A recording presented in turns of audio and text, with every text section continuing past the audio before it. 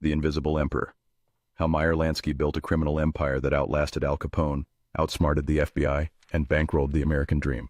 What if the most powerful mobster in American history never carried a gun, never pulled a trigger, and never spent a single day in prison for his crimes?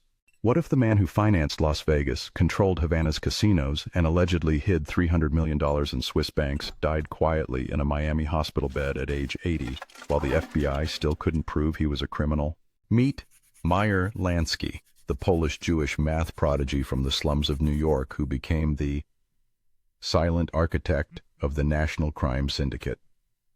A shadow empire so vast, so disciplined, and so clean that it made Bugsy Siegel's Flamingo look like a neighborhood dice game. This is the story of a man who turned organized crime into a multinational corporation, who treated murder like a balance sheet entry, and who, decades after his death, may still have billions buried in numbered accounts from Tel Aviv to Tangier. Let's pull back the curtain on Meyer Lansky's syndicate empire, the most sophisticated criminal network the world has ever seen. From Grodno to the Lower East Side, the making of a financial genius. Born Meyer Lansky in 1902 in Grodno, Russia, now Belarus. Lansky fled pogroms with his family in 1911, arriving on Ellis Island with nothing but a head for numbers.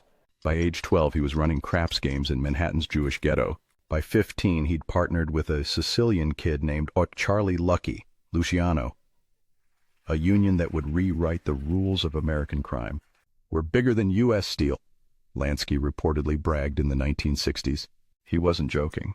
While Capone splashed blood across Chicago, Lansky operated in silence. He never drank, never gambled, and dressed like a bank clerk.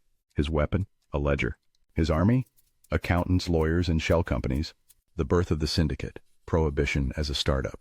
In the 1920s, Lansky and Luciano saw Prohibition not as a moral crusade, but as a $2 billion a year business opportunity.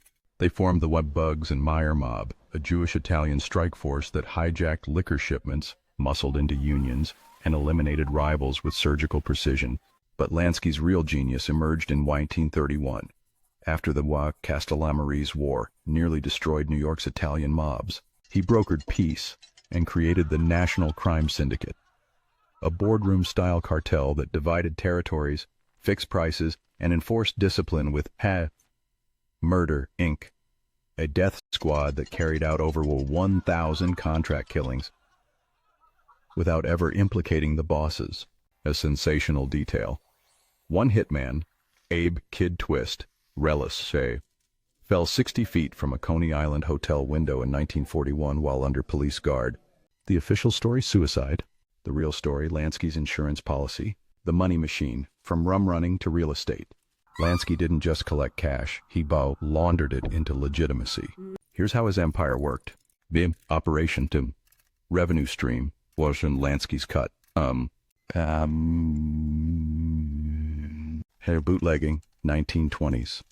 100 man plus annually, 20-30%. Cuba casinos, 1940s, 50s. 10M a year profit, 40% skim. Flamingo Hotel, 1947. 6M construction loan, full financial control. Swiss banks, 1950s. 300 miles hidden, 100% invisible. He pioneered offshore banking decades before it was trendy. In 1936, he opened accounts in Switzerland under fake names, routing funds through Panamanian shell companies and Liechtenstein trusts. The FBI later estimated he controlled $300 million in 1970 dollars, over $2 billion today.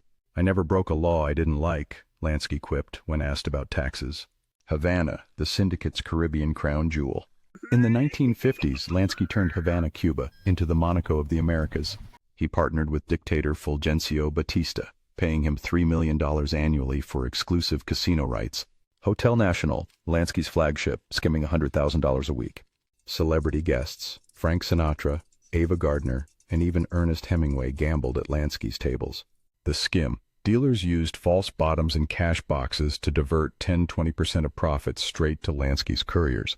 $30 million vanished before Castro's revolution in 1959. Thrilling fact. When Castro seized Havana, Lansky fled with $8 million in cash stuffed in suitcases, abandoning a $7 million casino overnight. Las Vegas, from sand to syndicate gold. Bugsy Siegel may have built the Flamingo, but Lansky financed it. After Siegel's 1947 murder, Lansky installed Mo Sedway and Gus Greenbaum as frontmen, turning the Flamingo into a cash cow that funded the entire strip. By 1952, Lansky controlled 6 major Vegas hotels through proxies. His innovation? Junket tours, chartered flights bringing high rollers from New York with $50,000 credit lines and free suites. The house always won, and Lansky took 50% off the top. Vegas was my retirement plan, he later said. He wasn't wrong. The FBI's 30-year obsession, Operation Underworld to Operation Open File. J. Edgar Hoover hunted Lansky for 3 decades, wiretapping his phones, tailing his family, and raiding his homes. Result: 0 convictions. 1940s, Lansky helped the U.S. Navy during World War II, Operation Underworld, to protect docks from Nazi sabotage in exchange for immunity. 1950s, testified before the Kefauver Committee and walked free. The 1960s, deported from Israel, where he fled after tax evasion charges because he was too clean to prosecute. 1970s, beat a $36 million tax case by claiming he was broke. He wasn't. Final score: FBI 0, Lansky 100. The final ledger: death, myths, and buried treasure. On January 15, 1983, Meyer Lansky died of lung cancer in Miami Beach, officially worth $57,000. His family got nothing but the rumors. Explosive. $300 million, allegedly hidden in Swiss, Israeli, and Panamanian banks. Gold bars buried in the Florida Everglades. Diamonds sewn into the lining of his wife's fur coat. In 1992, a dying hitman claimed Lansky's fortune was split into 27 accounts. Keys held by his grandchildren. None have surfaced. The legacy, a blueprint for modern crime. Lansky didn't just build an empire, he invented the modern mafia. Corporate structure with boards, dividends, and pensions. Offshore laundering still used by cartels today. Political protection through bribes and blackmail.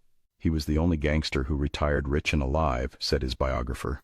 And he did it without ever firing a shot. If this deep dive into the invisible emperor of crime left you hungry for more, subscribe to my YouTube channel for exclusive investigations into the untold architects of the underworld. Next week, the Vatican bank scandal and the mob's holy cash pipeline. You won't want to miss it. Hit subscribe, the shadows are calling.